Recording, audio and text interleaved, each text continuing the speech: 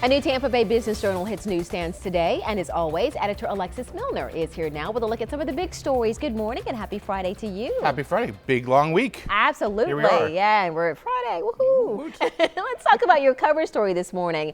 You interviewed a very strong businesswoman, Shelia Johnson, the co-founder of BET and also the owner of Innisbrook. What did she share about her success? It was an incredible experience. It was an exclusive interview. She was here for the Valspar Championship, and Sheila's an incredible icon.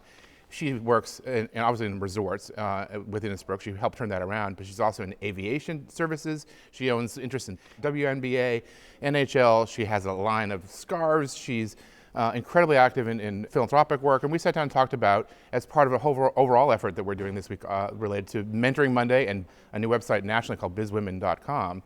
And the cover story really tries to pull things of what are some of her best practice advice for business women. She's working on having a thicker skin in terms of reacting to guests. So it's a really long and expansive interview, and it was just great to spend some time with her. Yeah, I have to pick that up. We can all learn from her success. Yeah, absolutely. I mean, that was kinds of people she didn't have formal business training and has a background as a creative, and so it's really interesting to get that perspective, and we had a great conversation. And staying with strong businesswomen, this apparently is getting to be a better year for businesswomen in Tampa. Well, Tampa Bay, our Businesswomen of the Year event in August is the biggest event that we do, and so the amount of really successful, strong business leaders that are women in this community is really incredible, and so that's growing. American Express Open has some data that we talk about.